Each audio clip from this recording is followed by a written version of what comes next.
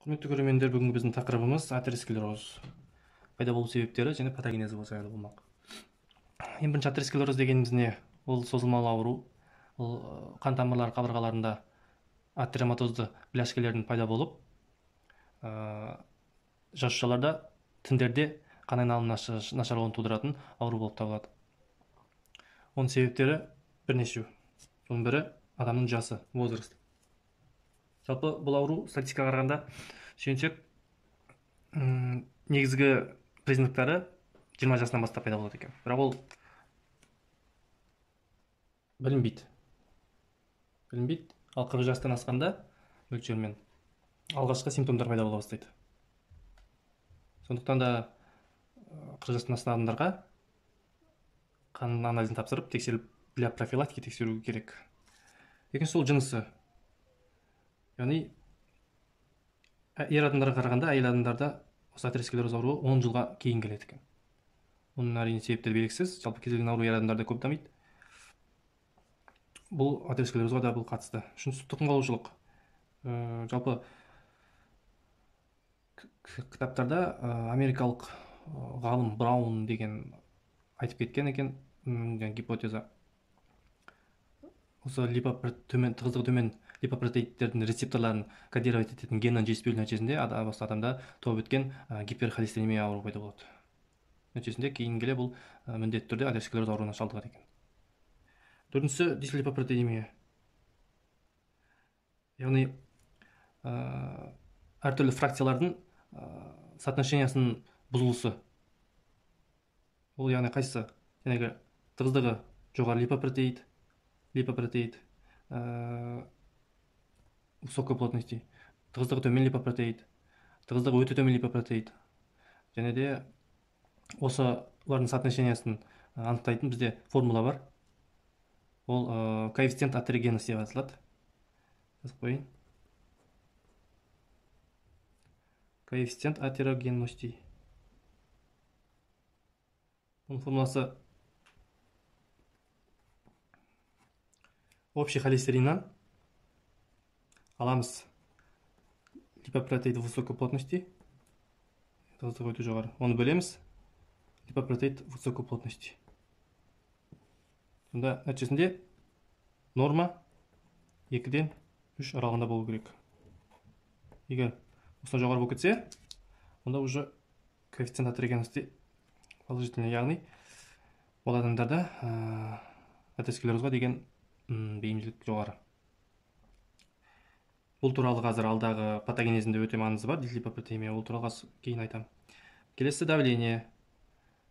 Жоғарғы қан қысымымен жүретін адамдар,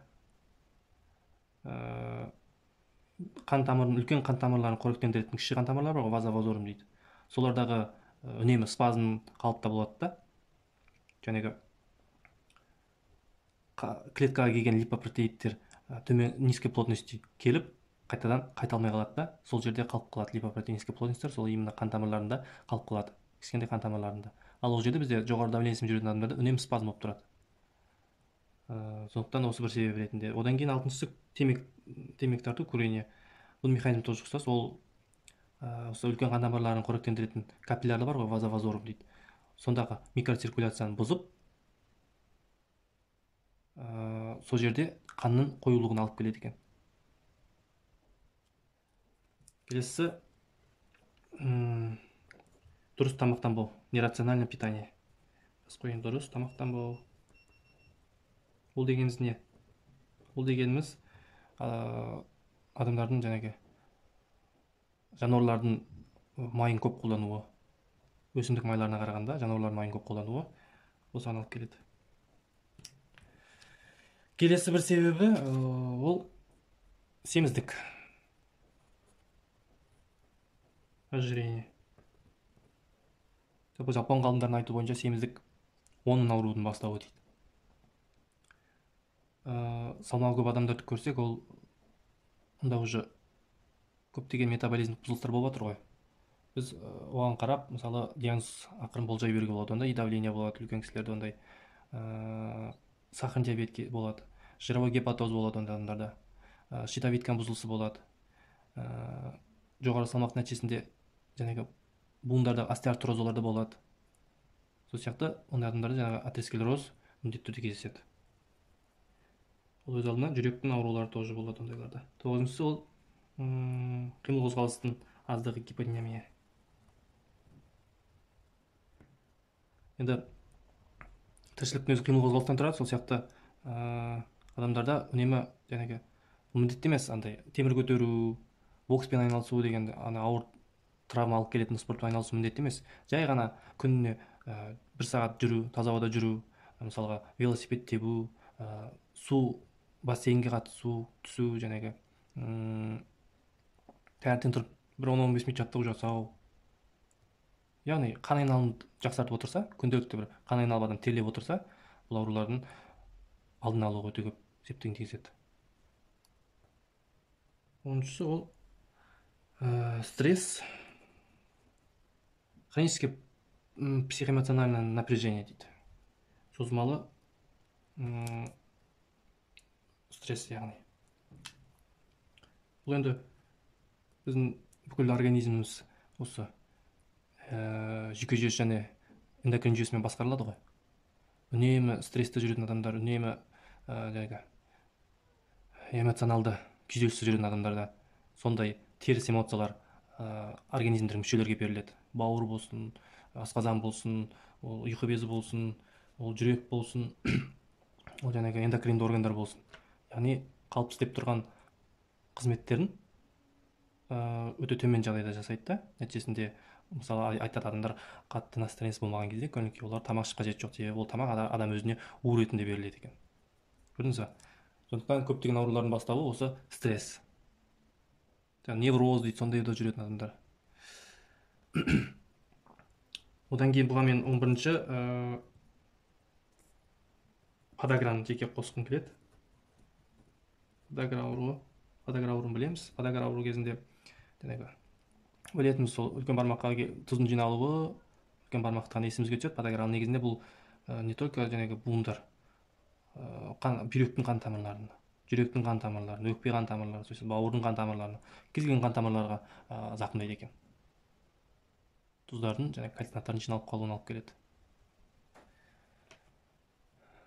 Так, келесісі тағы бір айта кететін, ол 12-ші жазайын, ол сахарный диабет, гипотиреоз. Гипотиреоз енді қалқан жебесінің жұмысы, зат алмасу осы қалқан жебесінің жұмысына тікелей байланысты ғой. Гипотиреоз кезінде бүкіл зат алмасу бәсеңдейді. Нәтижесінде осы щитовидтен бөлінетін Т3, Т4 жаңағы катаболизм, липидтердің катаболизміне және олардың қышқылдану окислениесіне қатысады екен. Кребс циклында сондай қатысады. Ал гипотиреоз кезінде олардың гормон жеткіліксіз болғандықтан окислениясы болмай, катаболизмі жүрмей, липидтер не істейді? Осы қан тамырының сыртында қала береді. Және де сахарный диабет енді жоғары қан тамырларының стенкасын паразит етеді ғой. Тікелей әсері бар. Негізгі себептері осы. Так. Жаңағы мына жерге қоса кетуіме болады. Оны семіздікке осы индекс массы тела қоса кетуіме болады. Яғни адамның бойын, салмағын бойының метр квадратына бөлетін. Нәтижесінде мындай бізде норма бар. Егер 18-де 5 минуттан төмен болса, ол салмағы жеткіліксіз адамдар.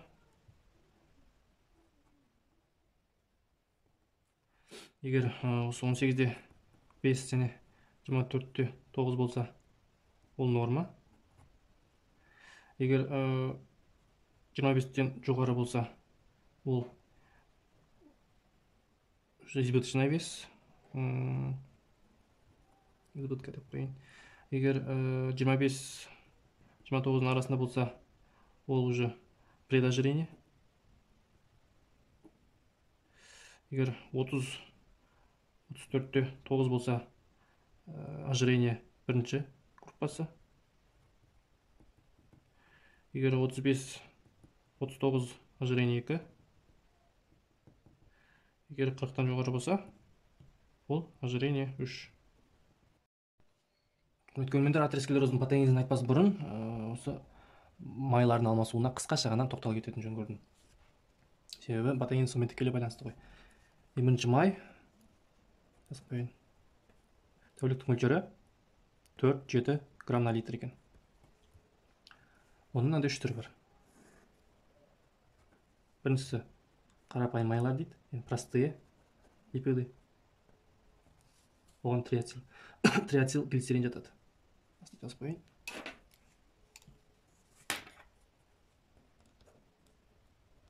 Триацил глицерин. Екінші түрі күрделі майлар, сложные липиды. Оларға фосфоглицериндер,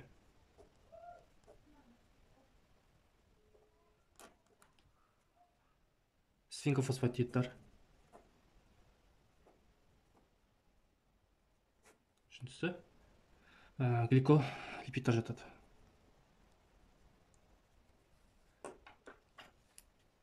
Үшіншісі бір түрі ол стериды дейді. Оған бізде холестерин жатады. Бұл табиғатына байланысты. Жалпы май негізгі керек орган, майды көп қолданатын орган ол май тіндер менен нерв тіндер болып табылады. Олар негізінен қызметі жазып қояйын. Қызметтері майдың энергия көзі.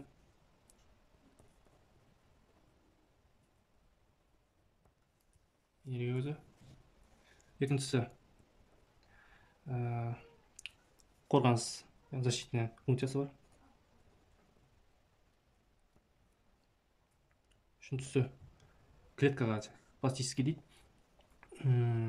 Клеткаға қабырғасына эластикалық қасиет береді. Төртіншісі транспорт қызмет.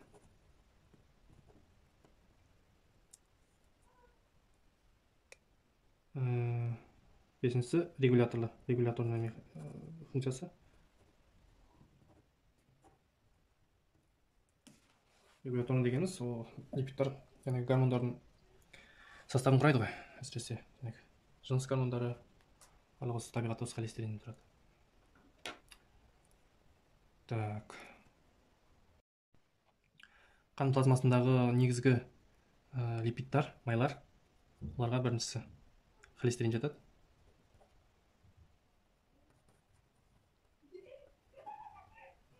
Холестерин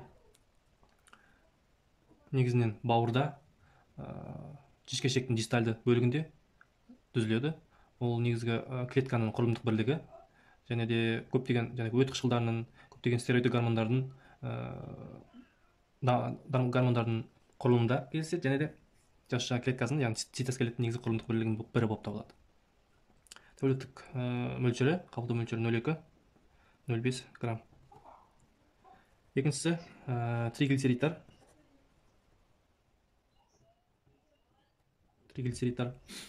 Бұлар бауырда, май тінінде, жіңішкешекте май қышқылдарынан түзіледі. Бұлар қан құрамында липаза фермент арқылы өте тез гидролизға ұшырайды да, әртүрлі тканьдармен құрамына кіріп, онда негізгі аккумулятор энергия дейді. Яғни тез жасалған дене қимылдарында, физикалық нагрузка кезінде қолданылады, тез жанып кетеді екен бұлар. Так жазып қойын, негізгі источник аккумулятор энергия. Аккумулятор энергия деп қойын. Үшіншісі фосфолипидтар. Фосфолипиды. Бұлар да тоже бауырда және жіңішкешектің қабырғасында түзіледі. Олар да клетканың құрамында кіреді, цитоскелеттің құрамын құрайды. Және де нерв тініндегі миелинизацияға қатысады. Айтып кеттік, май қышқылдар негізінен клеткалары және нерв жүйесінде болады еді, соның ішінде фосфолипидтар, осы нерв талшықтарының құрамына кіреді екен. Бізде бұл үшеуі неге арнайы бөліп айтатын себебі, бұл үшеуі қан плазмасындағы липидтар болып табылады. Жазып қойын, қан плазмасындағы. Және бұлардың бір ерекшелігі, қалған липидтарға қарағанда, бұлар жіңішкешектен өздері сіңірілмейді. Бұлардың сіңірілуі үшін белок керек екен. Сондықтан осы үш май белоктермен бірігіп липопротеидтер түзеді.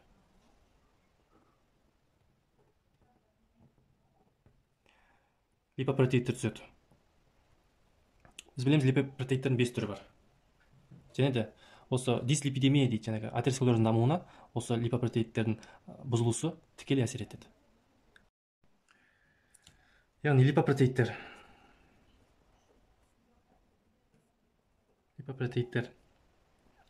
сызып қояйын, бұлар дислипидемияға алып келеді.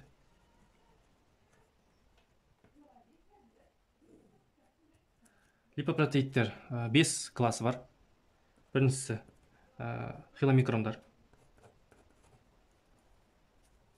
Бұл негізгі қызметі хиломикрондардың жаңағы экзогенді триглицеридтерді бауырға тасымалдайды. Бұлар негізінен ішектің қабырғасына түзіледі екен.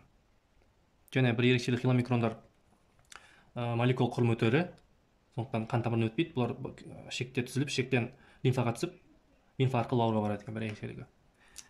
Екінші классы липопротеидтер очень низкой плотности, тығыздығы өте төмен липопротеид.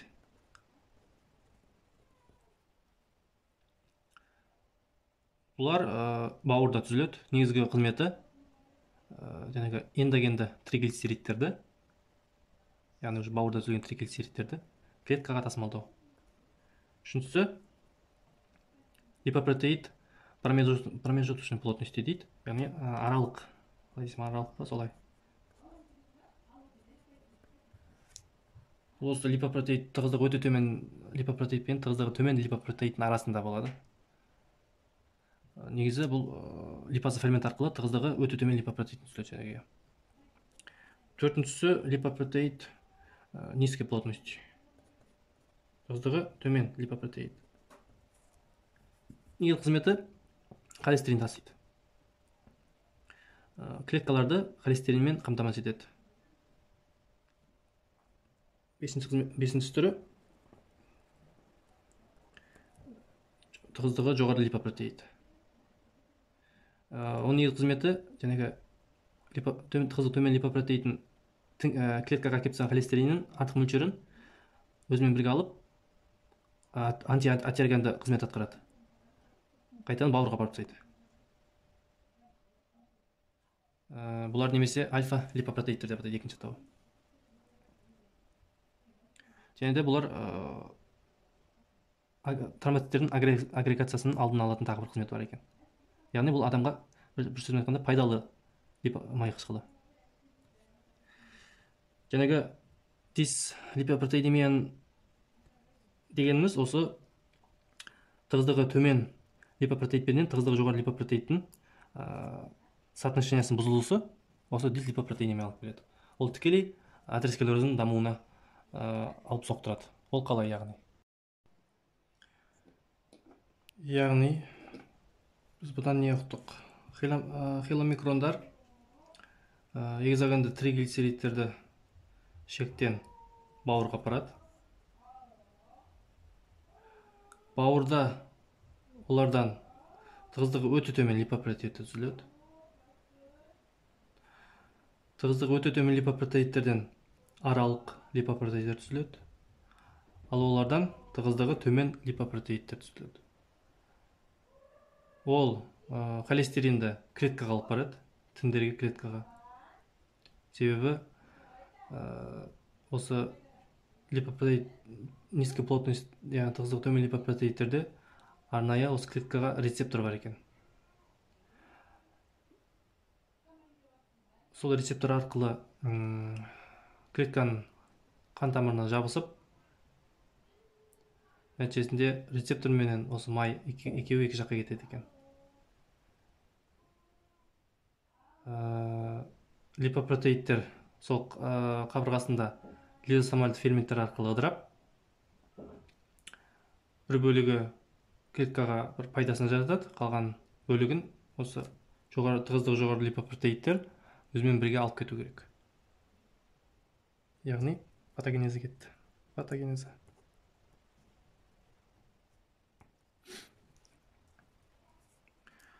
Ең біріншісі, так.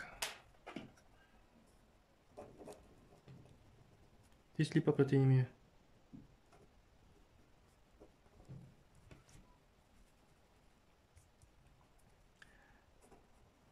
қанда липопротеидтер өте төмен, липопротеидтер низкой плотности қанда жоғарылайды, қанда мөлшері жоғарылайды. Нәтижесінде қан тамыр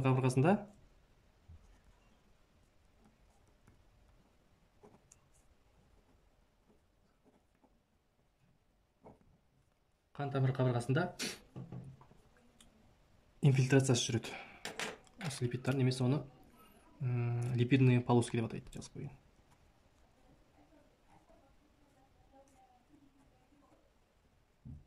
Липидный полоски дейді, пайда болады.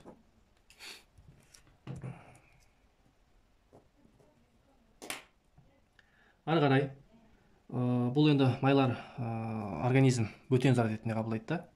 Ол жерде бұл майлар моноциттермен қоршалады.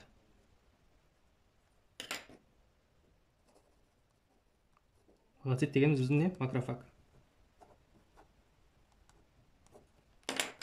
Так, моноциттер қоршалады.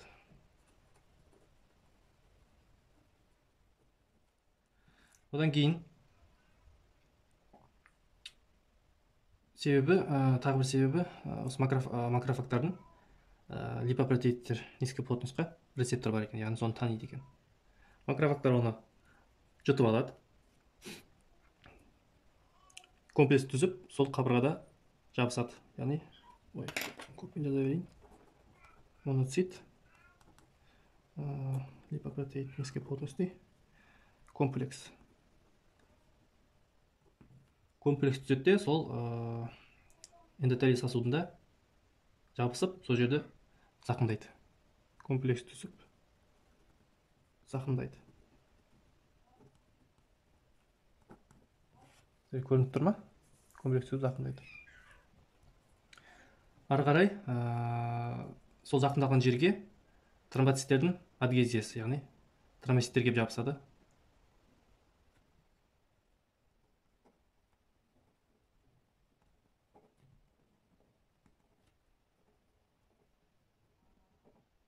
Көз алдарыңызға елестетіңіздер. Қан тамыр. Бірінші липидный полоски пайда болды. Ол жерге макрофагтармен қоршалады, екі комплекс түсіп, сол жерде жабысады. Одан қан айналымында жүрген тромбоциттер келеді де, сол жерге келіп тоже жабысады, адгезиясы жүреді. И сол жерге келеді де, тромбоциттер разрушениесі болады да, жаңағы эндотелий қабатын бұзатын.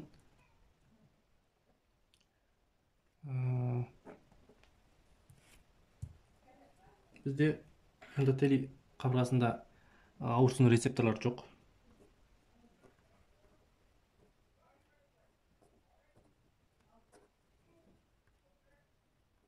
Эндотелийде ауырсыну рецептор жоқ.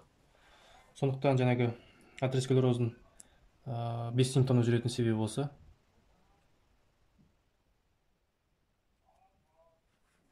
Ары қарай макрофагтар жаңағы эндотелий бетінде болды ғой. Енді олар ары қарай тереңдеп эндотелий астына кіреді де, онда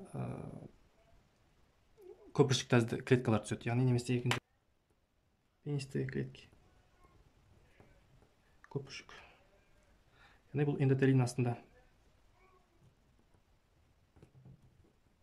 Яғни тереңдеп жатыр. Бұл клеткалар тоже бұзылады, құрылымы бұзылады. Нәтижесінде биологиялық белсенді заттар бөліп,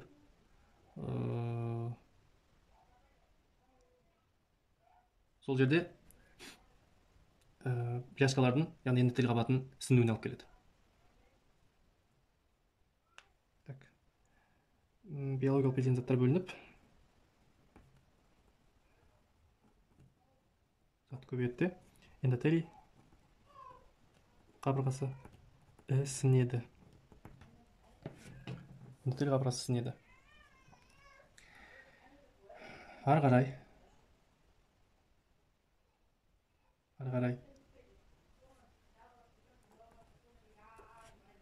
атеросклерозды, яғни тамыр тарылып жатыр. Оған кеп тромбоциттер жабысып жатыр. Және ол липидтар шашырап, және биологиялық белсенді заттар бөліп жатыр. Осының барлығы бірігіп нәтижесінде атеросклерозды бляшка пайда болады.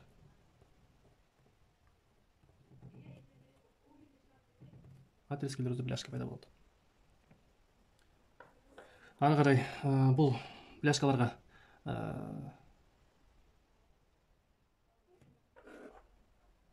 склероздан бастайды. Яғни қатаяды.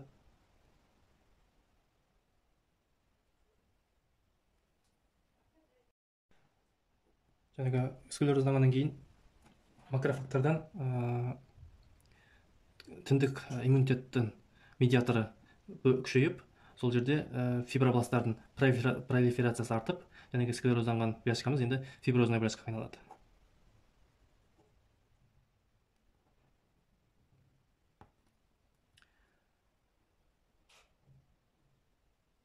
Нәтижесінде ол бляшкаға жаңағы тұздар,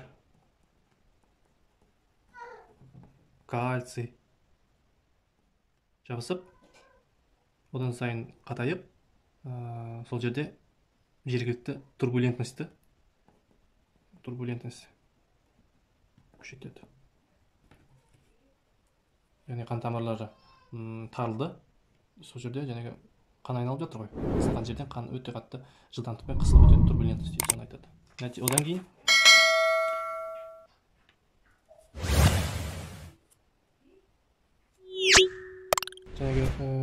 нәтижесінде жаңағы фиброзданған, склерозданған бляшка бастапқы бляшкаға қарағанда, липидный полоски соған қарағанда өте қауіпті, себебі жаңағы турбулентность күшейгеннен кейін оның үзіліп кету қаупі өте жоғары екен.